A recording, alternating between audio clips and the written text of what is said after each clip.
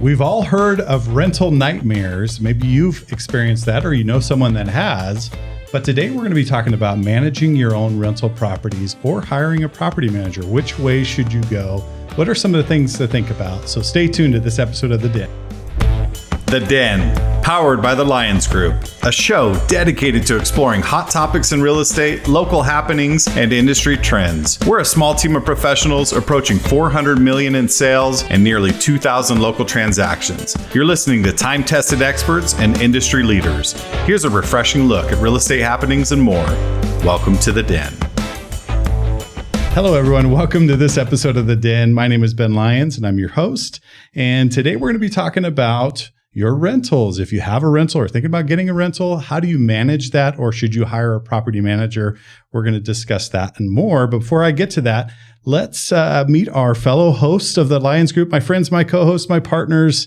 To my left, Paul, hand me the Rockberry, Melissa, let's go Glasgow, Aspen, the Ninja Groen, and Shannon, the boss. Martin Martinez. Again, my name is Ben Lyons, and I'm your host for today's episode. So we have all had experiences. Well, I shouldn't say all of us. I mean, I know I've had some rental nightmares over the years with some tenants that are a little unruly. But let's talk about that today. Let's talk about what you should think about when you're renting a property that you own. And does it behoove you to hire a property manager? So we're going to discuss that. Melissa, let's start with you today. I love that. With me because I'm the only person who's never had a rental. This is great. This is great because it is a perspective from someone who is outside of the rental arena a little bit.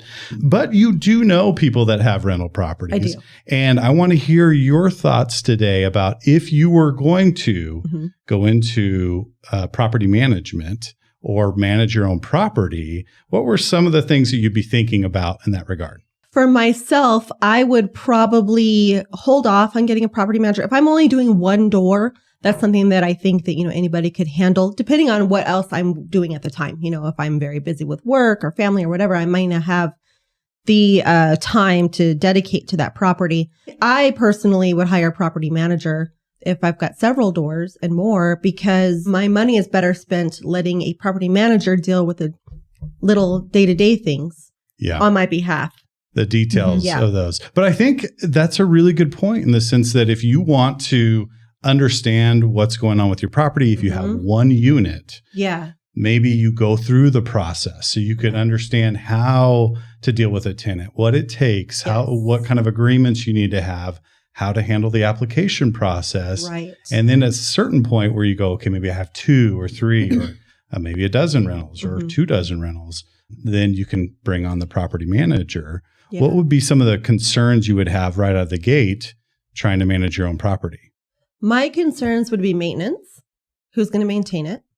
Because that's a major thing. Yeah, you're not going to get your weed eater out there. Correct. Yeah. Yeah. Actually, I just saw a TikTok yesterday of this woman complaining that her landlord was weeding the flower beds. And that post did not go the way she wanted it. Oh, no. Because everybody was like, oh, yeah, God forbid a property owner is taking care of their own property, type of thing. Sure. So you would be looking at different avenues to hire people out. For maintenance type of things. You know what I mean? You can't be a pushover. If you are letting somebody else live in your property, you cannot be a pushover. You have to get your bills paid. The property has to be maintained, and that cannot happen if somebody is essentially squatting and being a freeloader. It's not your responsibility to house somebody on your dime. Yeah. So and that's the hard part, I think, that I would have. Really hard, because I've had tenants that have lost their uncle like 6 times. Right. Right. And, I can't pay rent this month. We got to go out here for our funeral, for whatever else. And so, when I first started out, that was always hard for me because it's hard to delineate who's telling the truth and who's not. You want to be empathetic to another person, but at what point in time are you actually being taken advantage of? Sure. So that would be one of your biggest concerns. That would be my biggest concern. Yeah. Yeah. Who's going to take care of the property? Probably not going to be me because I don't have the skills. So I'm going to be paying somebody. And who's going to be the bad guy when it comes down to it. Yeah, because you got to wear all those hats if you're managing your own property. Aspen, what are your thoughts? I know you obviously have rentals in a big spectrum. You have short-term rentals and long-term rentals. Let's talk about the long-term rentals right now. How do you approach tenants, the tenant situation? Do you have an application process that you go through? What are some of the thoughts? Share some ideas there. Yeah, so we do a background check and a credit check, and I don't discriminate based on credit. I feel like that's why most people are renting, but they do have to have a consistent job, and I just have to meet with them and feel like we get a good feeling. And there is a application fee. It doesn't go to me. It just goes to the program. But I do, if I decide to go with that person, I take it off their first month's rent. So I think it also kind of deters people just from applying to apply. They actually have to, it's like $35. They have to actually take the first step to apply. Mm-hmm. So, Yeah. And that speaks volumes, because if people can't even do that little thing, I mean, are they a tenant you want in your property? So what are some of the things that you really look for in a tenant? Let's say you have 4 or 5 tenants that are applying for a property. What are some of the things you really look for, and some of the things that are big red flags? Evictions are the biggest red flag, and you have to do a little bit deeper dive to find that. But that to me is almost a hard stop, unless it was, because they stay on your record for so long. But if it was, 7-10 years ago, that's fine. And they've been good since then. I don't really care then. Again, I don't really care about credit. They do have to have a consistent job, and I have to know all the adults that are living in the house, and they all have to be on the agreement. I do a check on all of them. They can do it all on one. So we can't have anyone that's not supposed to be in the house living in the house, not like a guest. But those are kind of my biggest things, is if they're just being upfront from the beginning. I don't do pets in mine, so that's like a deal breaker right there. I've had people sneak pets in, and it's just gross every time. Yeah. What about goldfish? No. Yeah. Yeah. And I thought about that before. I was like, oh, you can have a fish. But then I was thinking, that's a 100-gallon tank or whatever. If that thing exploded or someone threw a baseball through it or something, then you'd have a mess. Mm-hmm. I mean, Mm-hmm. and it wouldn't smell good. I mean, they usually don't take care of them. But No, so no pets. That's kind of a hard stop. I used to be a little bit more lenient on that, but it just never has turned out good. I'm actually more lenient on that for my short-term rentals than I am for my long-term rentals. Oh, really? Okay. Well, speak to that a little bit. I feel like short-term rentals are a little bit easier. You can have people trash the house. It's happened a few times, but for the most part, you're going in there, in a matter of a few days. So there's only really so much that can happen in a few days. I don't mind certain pets, but there's some properties where it doesn't make sense, and they can't be on the furniture, can't be on the beds. That I do have some rules, and they have to bring everything for them. And some of my properties aren't fenced. So some of them are like by the river, or there was one in Durango that wasn't fenced. It was by like highway, but it was a big lot. So just reminding people that they need to bring all their own things. Yeah. And keep them on a leash and all that jazz. Yeah. Yep. And they can't leave them in the property if they leave. Yeah. Yeah. Yeah. Because your, cat goes crazy and you got scratch marks everywhere or whatever else. Paul, I know. What? Listen, we can't pull doors off of units anymore and say, you haven't get out. Yeah, get out. That's not allowed anymore. Okay. You don't need a key. You can get the things out there and cut the electricity. You can't do that. But in all seriousness, just don't get caught. That's right. That. Yeah, that's right. I love all my tenants. Yeah. Talk to me about some of the ways you handle maybe some difficult tenants that have got in. You got in under a good, agreement with them, and then they just maybe turned south, or they've had some financial troubles, or how do you deal with people like that? Well, not to give out any particulars or any names or anything like that, but I have done in the past somebody that is a little bit strapped for cash at the time, do like a payment plan on the deposit. I just make sure that they can pay the monthly payments. I do the background checks. I do pretty much all the same stuff Aspen was talking about. On the back end, I have had some negotiations that I've had to do. I don't necessarily get non-payment, but what I get is they didn't pay their utility bill, then all of a sudden it falls back on me, then I'm charging it back to them, and those types of things. Or I get a lot, since I own a trailer park, is parking too many vehicles or parking vehicles that you're working on, and it's become a project that goes over a few months. And I've made a decision that eviction is, the last resort. I guess that. But my thing is, if I can figure out a way, because sometimes getting them out is more of a headache than just working a deal with them, giving them a month to figure it out or something like that, as opposed to going through the eviction process and starting all over with somebody else. Yeah, I mean, that's a fair point, because turnover is costly. It costs you a lot of money to go through, repaint, replace flooring, the time between a tenant moving out and a new tenant moving in. It costs money. There's a lot of variables there. So it behooves you to work with a tenant that's there, especially if they're coming from a place of, I want to make this right.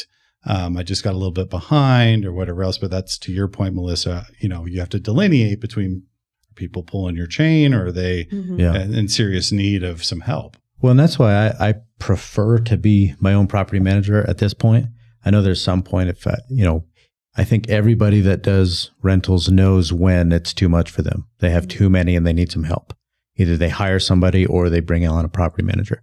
I'm not quite there yet. And I like to be able to negotiate with the tenants, understand what's going on. Another thing that I would like to go into properties about twice a year because you find out if you don't ever go in, and I've heard horror stories. I'm sure Shannon's going to share hers today. If you don't go in, every once in a while, you find out that the house has been gutted, or if you're not going to sell it to them, it's going to cost you probably the whole value of the house again. Well, or there's been a leak that they just haven't told you about because they didn't want to bother you, or maybe they're behind on rent. They didn't want to have the other conversation. They brought the pets in. Now they've destroyed the house. Yeah. Or your yard. Yeah. All those costly things.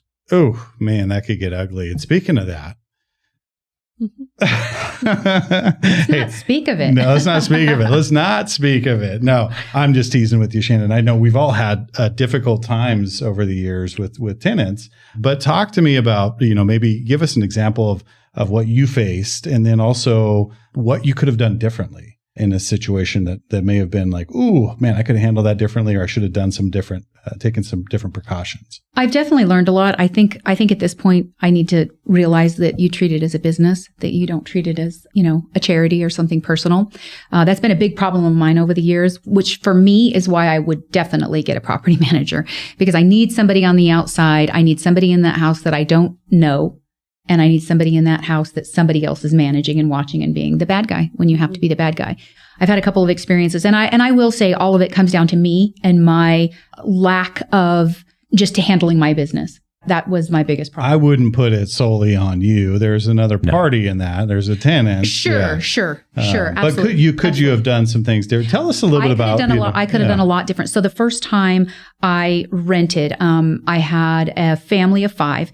And they had fallen on some hard times, and they had to move out of their property because they had a death in the family, and that person was actually, I'm assuming, was the actual owner of the property.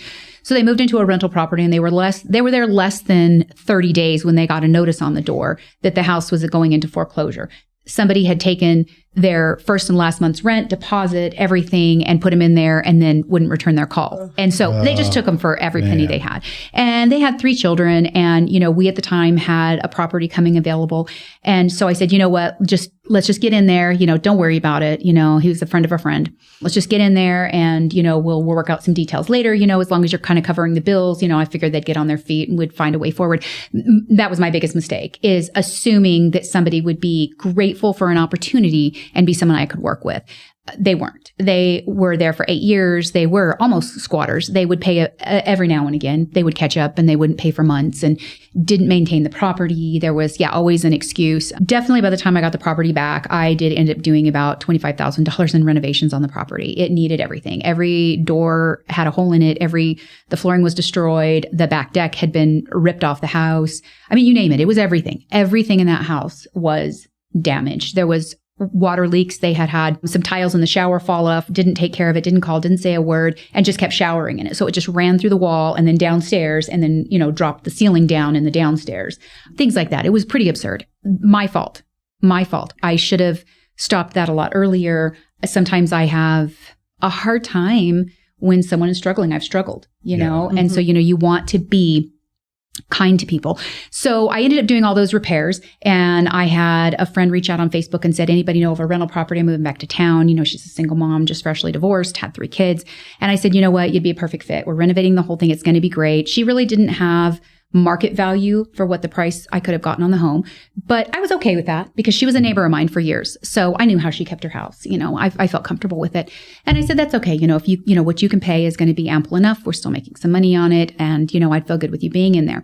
Well, that didn't go so well either. The payment stayed on track for about the first year. And then when COVID started, it was, well, you got a moratorium, you can't throw people out. So, and of course she had another child on the way at that point, quit paying. I mean, pretty soon I basically housed her and her single pregnant mom with 3 kids, which I'm not going to throw out, because that was a very difficult situation for me. I housed them for, 3 years, basically 3 years. I paid utilities because she never put them in her name. So I paid the utilities. I paid the mortgage. Finally, at the point where I was looking for a rental for my son and his family, I said, I can't even find a rental property. And I thought, why am I paying for one and looking for one for my child? And I finally reached out and said, look, this is just enough. I can do no more for you. Like there is just no more I can do for you. And we're not going to get back on track. And if you will just leave kindly without me having to do an eviction or anything, I will not put it on your record. I just leave. And I can put my kids in here, and then at least I'm paying for it for a good cause at this point is my thought.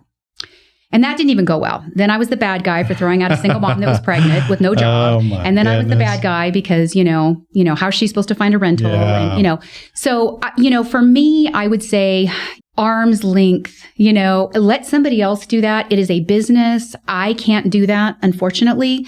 I think that's my biggest problem. You are a poster child for a property manager. Right. I mean, honestly, Exactly. Yes. This is one of those things because, and it really stems back to what Melissa said originally, which was, your heartstrings. And I'm give yourself some grace because it has happened to me and I have gone years with tenants and allowed them to, and it's just the heartstrings that get pulled and you want to do what you can. But at a certain point, they are not making their home a priority. Correct. And so then it's like, well, why am I making it a priority and I'm losing money on this? Right. And that's a hard thing to swallow. I was definitely at the end of that after, bills and everything in there. I was definitely after those 3 years, not just what, when you talk about paying your bills, but what I actually was in debt was well over, $10,000-$15,000. Yeah. And you just think, you just can't do enough for some people. And, and of course, in the end, I've heard a little bad mouthing behind my back about it, because, who would do that to, a poor mom? Sure. Well, I don't know who would do that to poor me. Yeah. I started to feel sorry for me at this point. Sure. Well, I think that's something too, as realtors, is we're very vocal about advocating for property owner rights. Exactly. And everyone should be able to have a home. Everybody, yes. And if you're a landlord and you're renting it out, you're a property owner and you have rights too. That's right. And there are some states where the tenants have above and beyond way more rights than the property owner does. Exactly. Which is very frightening. It's unfair. But that's something that I know everybody sitting at this table is very involved with, getting to know our legislation and protecting property owner rights. Yeah. Because there's tenant rights and there's property owner rights. And some states are more tenant heavy rights and some are the opposite. Yeah. And you got to have a good balance because there's a reason why, and Aspen, you had said this a long time ago, there's a reason why there's slumlord rules. There's a term slumlord, right? Because some owners take advantage of their tenants and don't do the things that they're supposed to do. And the opposite side of that coin is that there are tenants that far exceed their rights and then impose on the owner's rights, which makes it a difficult situation. And everybody should know the rights, whether you're a tenant or an owner. Exactly. Yeah. And stand up for them. Yeah. I mean, that's really what I should have done. I never should have allowed this kind of stuff to go on as long as I did with these two tenants. Right? Yeah, that's right. Like it's a learning point. Yeah. No, I definitely think at this point, I just need a property manager. I mean, at this point, I have proven to myself that, I am clearly just too much of a bleeding heart. If somebody's on a hard time, I'm there, and that's not always a wise financial decision. I still think you can help people and be a good person, but you can also make a good sound decision too. Because at the end of the day, those rental properties are retirement, So at this point, they don't really have to make money for me. They just have to pay for themselves until the point where they really become my income stream. I would love for them to be an income stream right now too, But I mean, you gotta be smart too. Well, and I tell owners this, I say, well, we can just move out of this and move, we'll buy another home and we'll keep this. Maybe the market's not good right now. We can't sell it for what we want to. And I stop them and I say, do you want to be in the property management business? Either you managing it or hiring a property manager, because all you're doing is kicking that can down the road. If you want to be in the business, in the investment business with real estate, wonderful. We welcome that. But if you don't want to be doing that, then let's get the home sold. Yeah. Let's not go there by default because we've seen Or get somebody to do the job for you. Yeah. I think Get somebody to Shannon do the made property management for I think you made a good point too. Like, it's a retirement thing for us, and that's not how everyone's retirement is. Some people have traditional retirement, and they might not. I don't really think it makes sense to have one rental property or even 3 or 4. It kind of, the numbers just don't really make sense, because especially like Melissa said, me and Bryson, my husband, we have all the hats for everything. We do everything ourselves right now, probably not forever, but for me, the numbers already are hard to make work nowadays. If we were hiring a property manager at 12% for long-term rentals, 30+% for short-term rentals, also hiring out any maintenance, all the heating, the cooling, there's no profit. weeds, we would be losing money. There's no way that it would make sense. So I think if you have one rental property and let's say it's netting $500 a month and so you're getting $6,000 a year, well, what if the AC goes out? You've just lost over a year. And if you can't afford to maintain that property, it doesn't make sense. Right. Now, if you have 10 plus, that's when the numbers start to make sense, because some are going to lift other ones offset the others. Yeah. But if I could see why people wouldn't be attracted to being a property manager, especially for 1 or 2 properties, Right. because you're probably going to lose money until the end, you know? Yep. Right. Well, of course, at the very end, whenever you have a paid off house and you might not have been paying as much for it, but you're definitely going to be paying into it. It's not going to be free. Yeah. I don't think. It's very hard to make those numbers work. Yeah, unless you have some properties like Shannon has in her instance, where you acquired that property years and years ago, and the numbers really make sense. You got enough room. Right. You know, property manager makes sense. You can separate yourself. You can let them wear the black hat. You can wear the white hat, but you're not even really involved in the process at that point, other than checking on your property manager. Now, how important is that, Paul, to, you hire a property manager, go out and, watch your asset and whatnot. What do you expect from the property manager, and how often should you be popping up on their radar? I think communication with the property manager is key. When you set up a property manager, talk about inspections and come up with a budget for maintenance. Like, I don't want to be called, and I had this conversation with Aspen a while back, I don't want to be called for every light bulb that burns out. I don't want to be called for every clogged toilet and all that stuff. Those are things that a property manager, if you're using one, should be doing. But I think communication is what I hear is the worst part of property management, at least in this town. You don't know what's going on. You're getting sometimes false reports. They're not doing inspections like they should. Come up with, like, all of a sudden you have a list of some pretty expensive repairs that need to be done, and these were maintenance items. Why weren't we done? I was charged for them, but they weren't done. So I think, getting somebody you can trust and somebody that communicates pretty regularly. Yeah. And there's a lot of property managers here locally. And so if you are listening to this and you're thinking about hiring a property manager, interview them. I mean, that's a fair thing to do. Sit down and talk with them. We've got some really good property managers, and they're willing to take the time and sit down with you and go through what services they offer. I think communication is always an important, anywhere in real estate, communication really matters. So let's move into a speed round real quick. We just have a couple minutes. Should you manage your own rental or not? Shannon, I'm going to softball this one to you. No. That's an emphatic no. That's not true. I think Aspen's correct. Like she said, there's things she can handle, and she does well at it, and it's know your boundaries. Yeah. Know what you can do. Fair enough. Aspen.